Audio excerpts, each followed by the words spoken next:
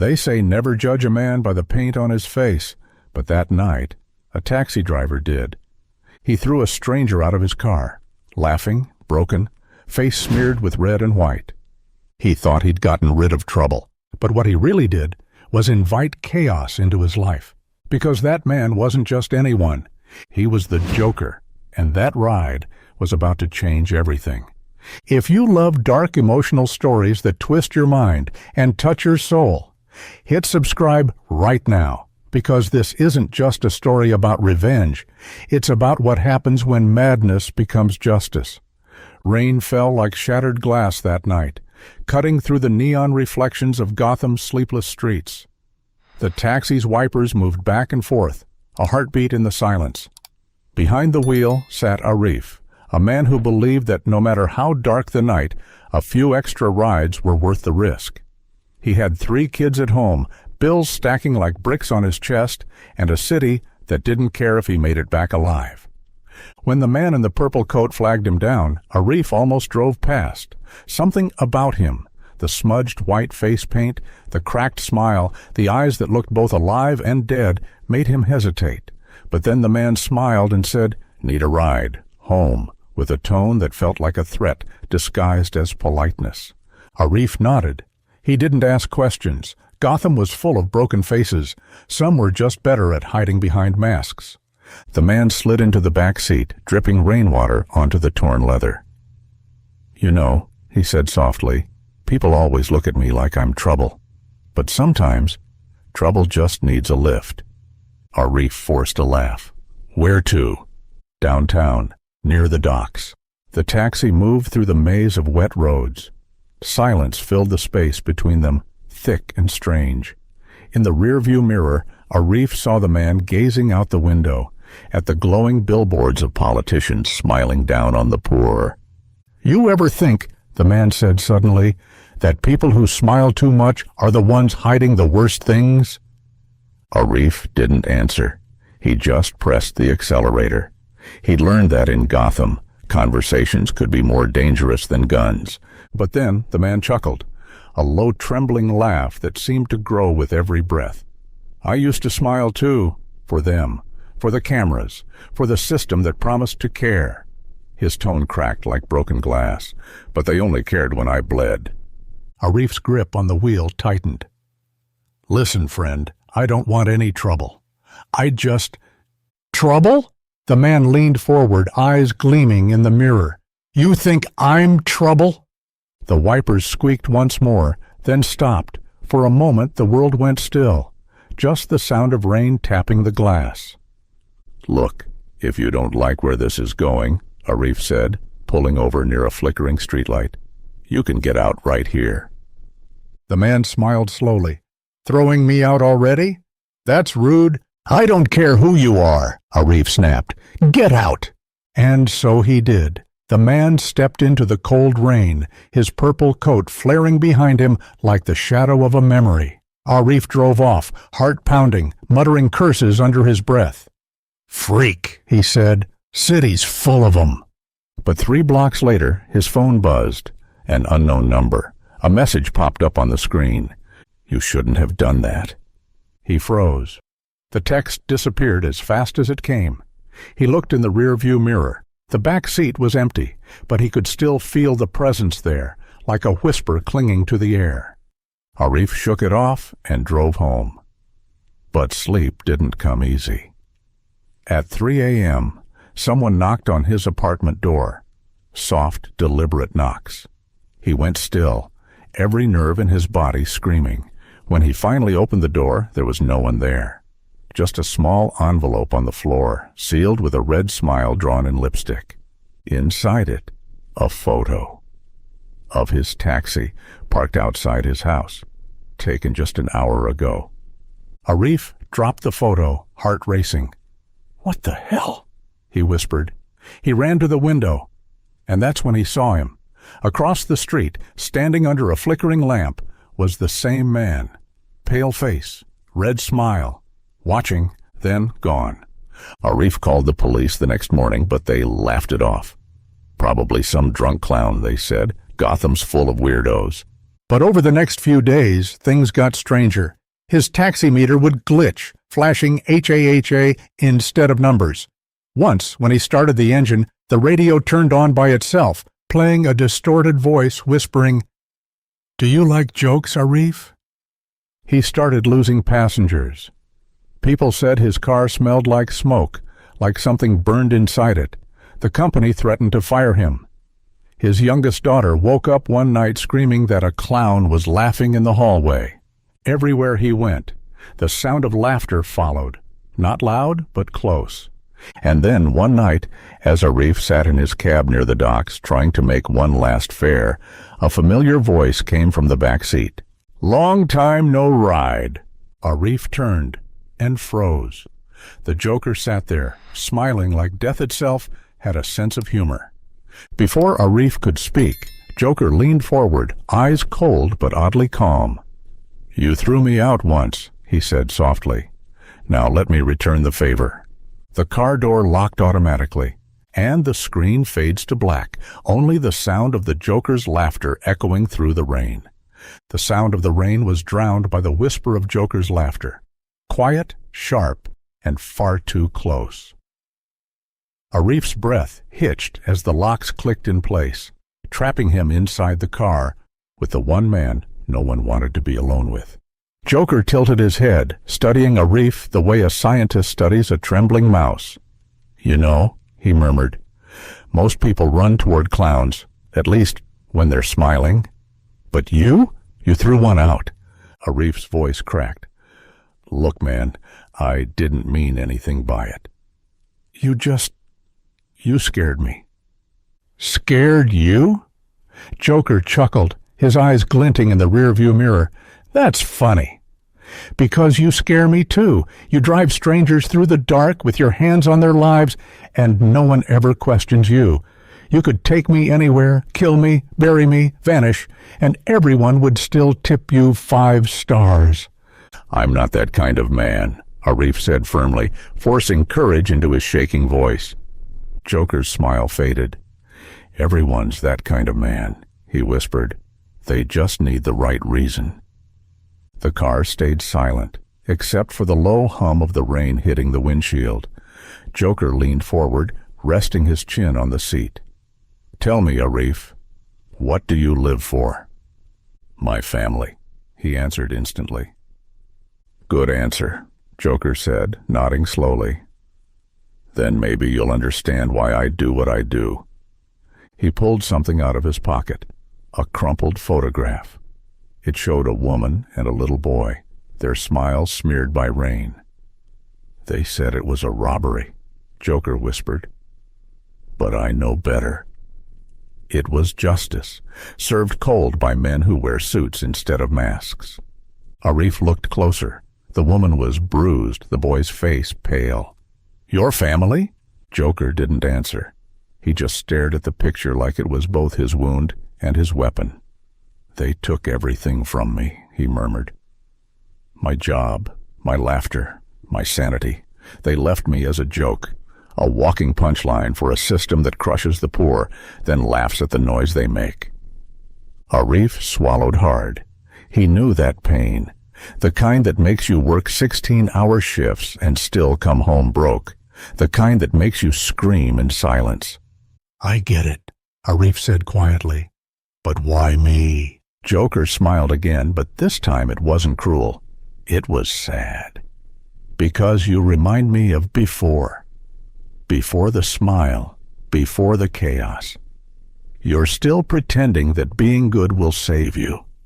I thought maybe I could teach you the truth." Arif's hands trembled on the wheel. "What truth?" "That the world doesn't need heroes, Arif," Joker said, voice low and steady. "It needs witnesses. People who see how rotten it really is." Suddenly, Joker leaned forward, whispering near his ear. "Want to see something funny?" Before Arif could react, Joker pressed a button on a small remote. Across the street, a car exploded. A burst of orange tearing through the night. Arif screamed as the shockwave rattled his taxi. Joker laughed, not out of joy, but relief. as if destruction was his only way to breathe. That, Joker said, pointing to the flames, was the car of a man named Inspector Malik. The same man who ordered the hit on my family. He called it an accident. I call it a punchline. Arif stared in horror. You killed him? Joker tilted his head. Killed? Number. Freed. Everyone's chained to something, Arif. Their guilt, their greed, their illusion of control. I just cut the ropes. Arif turned to face him. You're insane. Joker's expression changed. A flicker of pain behind the madness.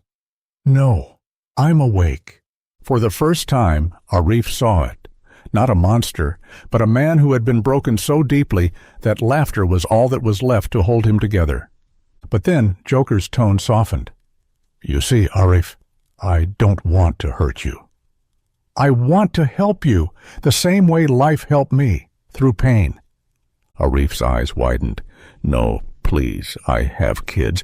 Oh, I know, Joker interrupted, pulling another photo from his pocket, a picture of Arif's children, asleep in their beds. They're beautiful, innocent.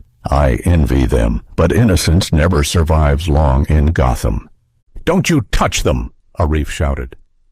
Joker didn't move. His face went still, the laughter gone. I won't. But someone else might.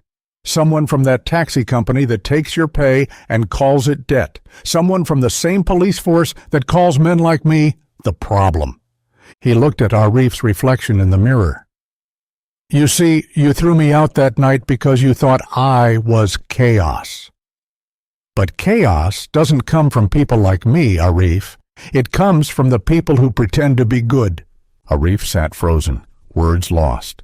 Then Joker smiled faintly and opened the door. You'll understand soon, he said. Because tonight, you'll see what it feels like to be thrown out of your own life. He stepped into the rain, disappearing into the shadows, leaving behind a single object on the seat. Arif picked it up with trembling hands, a clown mask smeared with red paint and a note taped inside.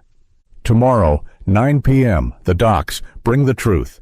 As the camera closes in on the mask, Arif's reflection appears in its cracked eye hole, his face pale, his expression unreadable, because somewhere deep inside, part of him wanted to go. The clock struck 9 p.m.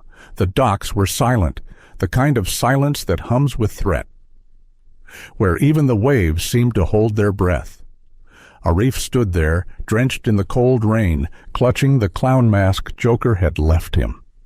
Every instinct screamed for him to run, to forget this ever happened, but curiosity, or maybe something darker, kept him rooted in place. His life had unraveled since that night. The taxi company had fired him, his landlord threatened eviction, and every night that laughter, distant, haunting, echoed in his dreams.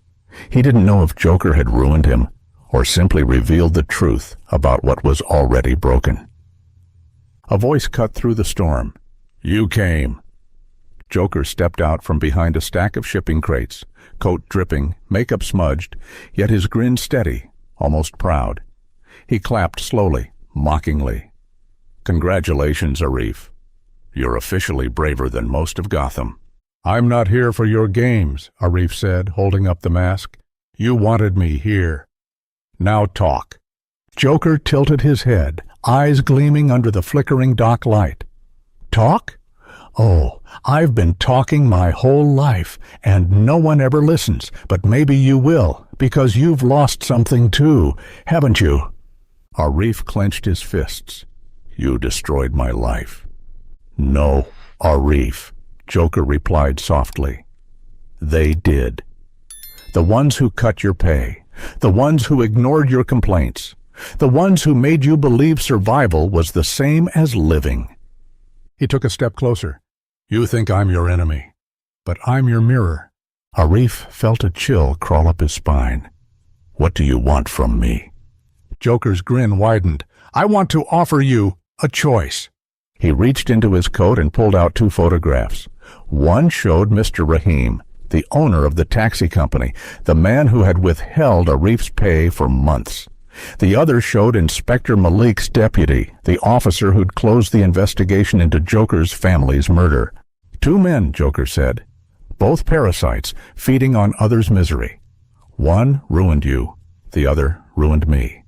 Tonight, I give you the chance to decide which one deserves to laugh last. Arif's heart pounded.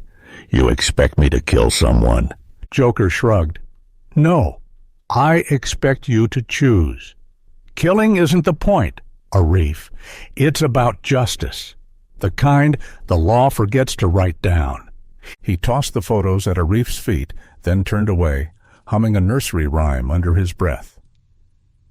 Arif stared at the faces on the wet pavement. Two men who'd stolen years of his life in different ways. Two faces that represented everything wrong with the city. But when he looked up, Joker was already gone. Instead, there was a small envelope taped to a nearby crate. Inside, a key, a map, and a note. One of them won't see sunrise, but which one depends on you. The map led to a warehouse near the old bridge. Arif drove there in silence, his taxi engine sputtering like a dying heart. Every mile felt heavier, every thought louder. He wasn't sure if he was being manipulated or awakened. When he arrived, the warehouse door was slightly open. Inside, tied to a chair, sat Mr. Rahim, gagged and terrified. Behind him, a television screen flickered to life. Joker's face appearing, larger than life, grinning. "Welcome to the punchline, Arif," Joker said through the static. "You didn't think I'd make it easy, did you?" Arif approached Rahim, hands shaking. "What is this?" Rahim mumbled through the gag, eyes pleading. Joker's voice continued. "He's been skimming off every driver's earnings for years, calling it maintenance fees. While your daughter needed medicine, he bought a new car." Arif felt something snap inside him. His whole life, every sleepless night, every humiliation, pointed to this moment. "Do it," Joker whispered through the screen. "Show them what a good man looks like when he stops pretending." Arif grabbed a metal pipe from the floor, raising it as Rahim screamed behind the gag. His arms trembled, rage boiling into tears. "I'm not you," he said through clenched teeth. Joker laughed, low and unsettling. "Oh, you already are.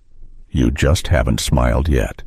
Arif swung the pipe, not at Rahim, but at the TV screen, shattering Joker's face into static. He dropped the pipe, gasping for air.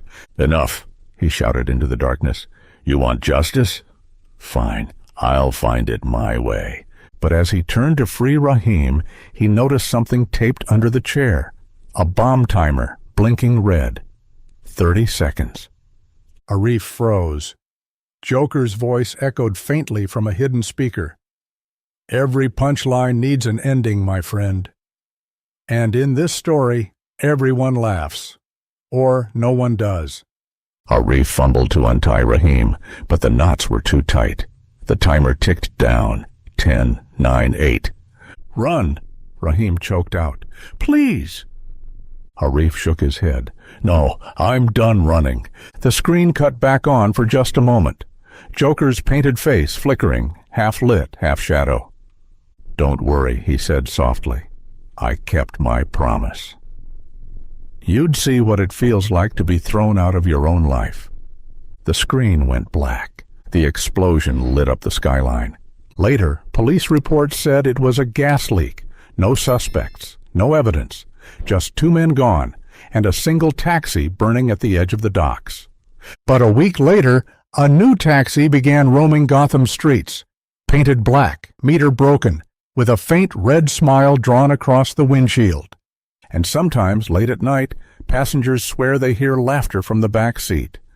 Not cruel, not insane, but almost sad. Because maybe, just maybe, the city hadn't lost its Joker. Maybe it had made a new one. And that's how one taxi ride turned a simple man into Gotham's newest ghost, a laugh echoing through the city that created him. If you felt the chill of this story, the madness, the pain, the justice twisted by fate, make sure to like, share, and subscribe. Because in this city of lies, every story hides a truth, waiting to smile back.